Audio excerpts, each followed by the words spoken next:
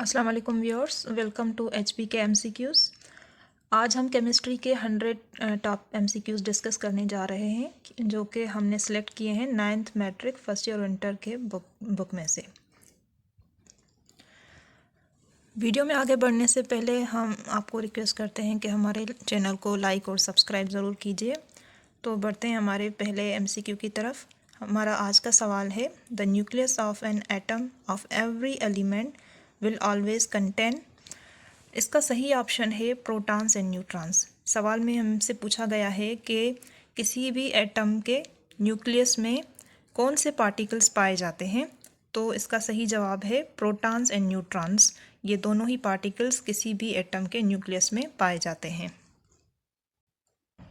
Next question है, homogeneous mixture of 2 और more than 2 compounds is called. इसका सही जवाब है ए ऑप्शन, सॉल्यूशन। इसका मतलब है कि किसी भी दो या दो से ज़्यादा सब्सटेंसेस के होमोजेनस मिक्सचर को क्या कहा जाता है, तो इसका सही जवाब है इसको सॉल्यूशन कहा जाता है। नेक्स्ट क्वेश्चन है, as compared to ionic bond covalent bonds are generally. इसका सही जवाब है वीक। सवाल में पूछा गया है कि आयोनिक बॉन्ड के कंपैरिजन में, उसके मुकाबले में जो कोवेलेंट बॉन्ड्स होते हैं वो क्या होते हैं, वीक होते हैं। वीक होते हैं या स्ट्रांग होते हैं, तो इसका सही जवाब है वीक होते हैं। Covalent bonds are weaker bonds as compared to ionic bond. Viewers, अगला सवाल है, molecular mass of water, bracket में हमें दिया गया है उसका ग्राम्स में मास 18 ग्राम्स। इसको हम दूसरे लफ्ज़ों में क्या क्या कह सकते हैं, तो हम ये तीनों ही ऑप्शंस करेक्ट दिए गए हैं कि अगर हमें मॉलिक्यूलर मास ऑफ वाटर दिया जाए तो हम इसको ये भी कह सकते हैं कि ये क्या है, 1 मोल मॉलिक्यूल्स ऑफ वाटर, या हम इसको ये भी कह सकते हैं कि it is 1 gram molecule of water, या फिर हम इसको 3 ग्राम एटम्स भी कह सकते हैं। तो इसका मतलब है ये तीनों ही ऑप्शंस करेक्ट हैं, तो option D all of these हमारा करेक्ट ऑप्शन हो जाएगा। Next question is, the mass of a proton is 1836 times more than the mass of. हमसे पूछा जा रहा है कि प्रोटॉन का मास कौन से पार्टिकल से 1836 टाइम्स ज़्यादा होता है, तो इसका करेक्ट आंसर है इलेक्ट्रॉन। इलेक्ट्रॉन जो है उससे ज़्यादा मास, 1836 टाइम्स ज़्यादा मास प्रोटॉन का होता है। The next question is, all atoms can be identified by there. Atoms को हम किस तरह आइडेंटिफाई कर सकते हैं? एटम्स को हम आइडेंटिफाई कर सकते हैं by the number of protons they contain. तो ऑप्शन यहाँ पे ए करेक्ट है हमारा, कि किसी भी एटम्स में जितने नंबर ऑफ प्रोटॉन्स होंगे उससे हम किसी भी एटम को आइडेंटिफाई कर सकते हैं, क्योंकि हर एटम का जैसे फिंगरप्रिंट्स अलग अलग होते हैं, इसी तरह हर एटम के नंबर ऑफ प्रोटॉन्स भी डिफरेंट होते हैं। तो नंबर ऑफ प्रोटॉन से किसी भी एटम की आइडेंटिफिकेशन या आइडेंटिटी को हम मालूम कर सकते हैं। The next question is, non polar covalent compounds are generally. इसका सही जवाब है option B, insoluble in water.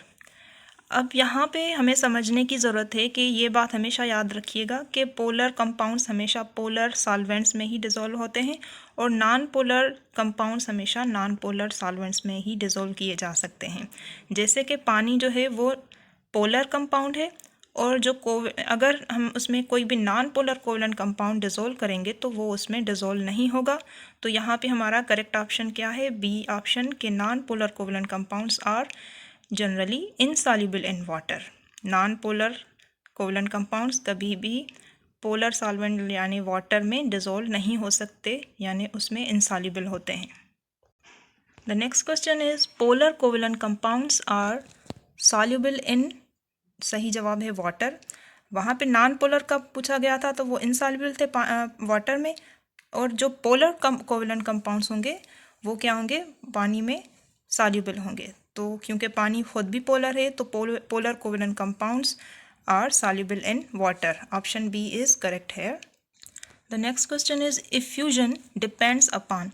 अब इफ्यूजन का मतलब होता है, जैसे में एग्जांपल होता है कि टायर बस्ट हो जाता है, उसमें पोर्स या होल हो जाते हैं तो उसमें से गैस खारिज होती है।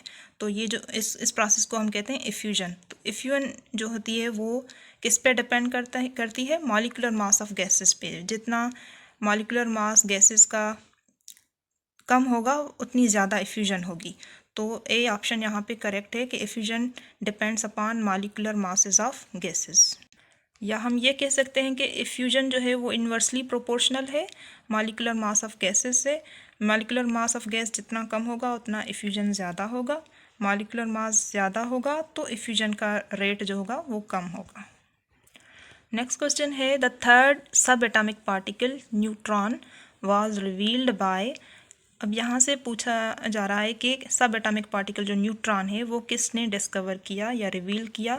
तो इसका सही जवाब है कैडविक। जेम्स कैडविक साइंटिस्ट था जिसने न्यूट्रॉन की डिस्कवरी दी थी। The next question is which particle is the lightest in the following. सबसे कम वजन वाला पार्टिकल कौन सा होता है। इसका सही जवाब है ऑप्शन ए इलेक्ट्रॉन जो है वो सारे दूसरे पार्टिकल के मुकाबले में बिल्कुल लाइटेस्ट होता है। तो एटम का सबसे लाइटेस्ट पार्टिकल कौन सा होता है, इलेक्ट्रॉन। अगला सवाल है cathode rays consist of fast moving. इसका सही जवाब है option B electrons. Cathode rays जो होते हैं वो उसमें वो कंसिस्ट होते हैं इलेक्ट्रॉन्स पे।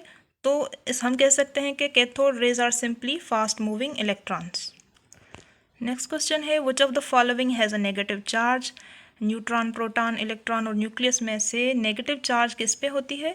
तो इसका सही जवाब है सी इलेक्ट्रॉन्स पे कौन सी चार्ज होती है, negative charge. The next question is which one of the following particles has positive charge. अब इन सब में से पॉजिटिव पार्टिकल कौन सा होता है, प्रोटॉन्स। तो ऑप्शन बी यहाँ पे हमारा करेक्ट है कि proton is the positively charged particle of any atom. अगला सवाल है the melting and boiling points of ionic compounds are. इसका सही जवाब है ए हाई। किसी भी आयोनिक कंपाउंड की अगर मेल्टिंग या बॉइलिंग पॉइंट देखी जाए तो वो हाई होती है as compare to other covalent compounds.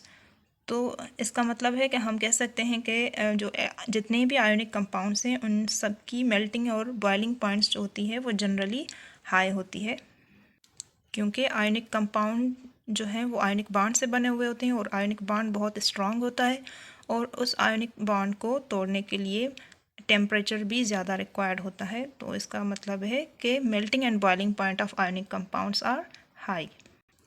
Next question is cathode rays और electrons can produce mechanical pressure indicating they possess. इसका सही जवाब है ऑप्शन डी काइनेटिक एनर्जी। क्योंकि कैथोड रेज जो हैं वो मैकेनिकल प्रेशर प्रोड्यूस करते हैं तो इसका मतलब है कि उनमें कौन सी एनर्जी पाई जाती है, काइनेटिक एनर्जी पाई जाती है। अगला सवाल है generally an ionic bond is formed between the atoms of. Correct option है option D two different groups. जब दो डिफरेंट ग्रुप के एटम्स आपस में बॉन्ड बनाएंगे तो वो कौन सा बॉन्ड बनेगा, आयोनिक बॉन्ड बनेगा।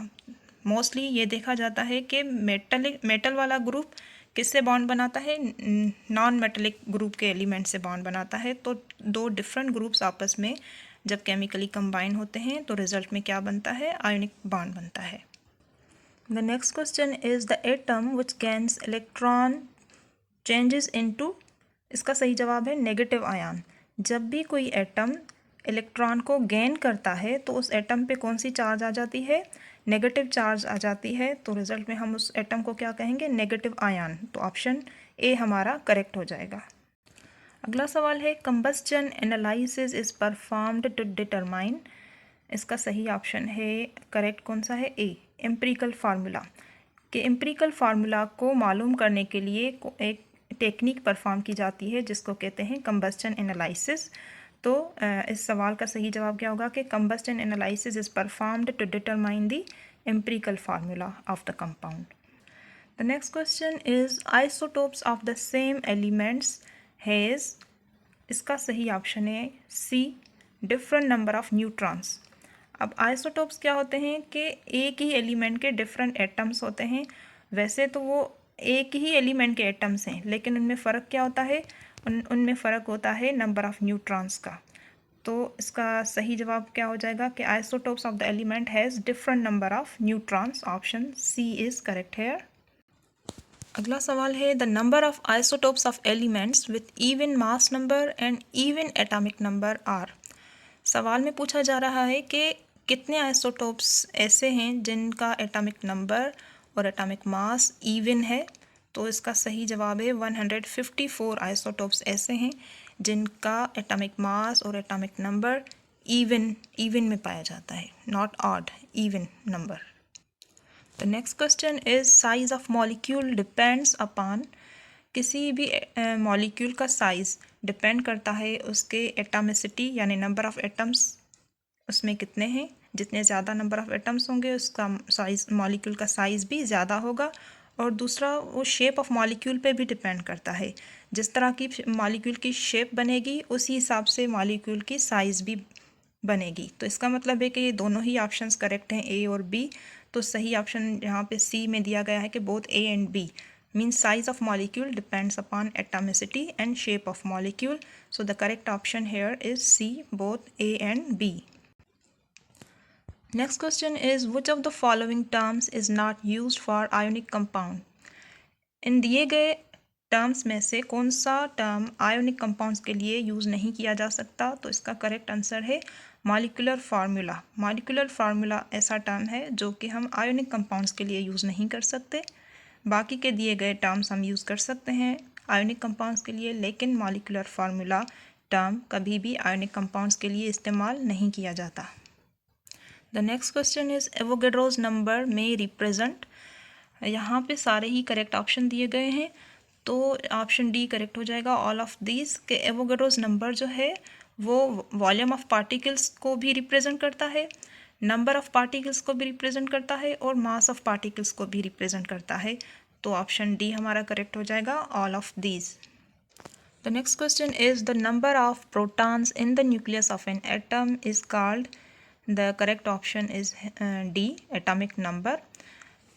एटॉमिक नंबर क्या होता है? जितने भी न्यूक्लियस में नंबर ऑफ प्रोटॉन्स होते हैं किसी भी एटम में, उसको हम एटॉमिक नंबर कहते हैं। तो यहाँ पे ऑप्शन डी करेक्ट हो जाएगा, the number of protons in the nucleus of an atom is called atomic number. कि किसी भी एटम में जितने प्रोटॉन के नंबर पाए जाएंगे वही उसका एटॉमिक नंबर कंसीडर किया जाएगा।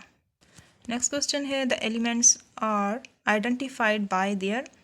इसका सही जवाब है बी, एटॉमिक नंबर। कि एलिमेंट्स को हम आइडेंटिफाई कर सकते हैं उनके एटॉमिक नंबर के बेस पे। नेक्स्ट क्वेश्चन है what is the chemical formula of methane gas. Methane gas का केमिकल फार्मूला क्या होता है? CH4। एक कार्बन के साथ 4 हाइड्रोजन जो हैं वो कोवेलेंटली बॉन्डेड हैं। तो यहाँ पे करेक्ट ऑप्शन ए है। मीथेन का क्या सही फार्मूला है? CH4। अगला सवाल है fourth state of matter is. Option D is correct है, प्लाज्मा। सॉलिड, लिक्विड, गैस तो 3 स्टेट्स हो गई, और फोर्थ स्टेट कौन सी होती है यहाँ पे पूछा जा रहा है। तो इसका सही ऑप्शन डी है, plasma is the fourth state of matter. Next question है mass number represented by. Mass number को हम किस सिंबल से रिप्रेजेंट करते हैं? तो वो कौन सा लेटर है जिससे हम मास नंबर, किसी भी एटम के मास नंबर को हम रिप्रेजेंट कर सकते हैं? ऑप्शन डी इज करेक्ट है। ए जो है, ए लेटर रिप्रेजेंट करता है किसी भी एटम के मास नंबर को। Next question is the neutrons have dash.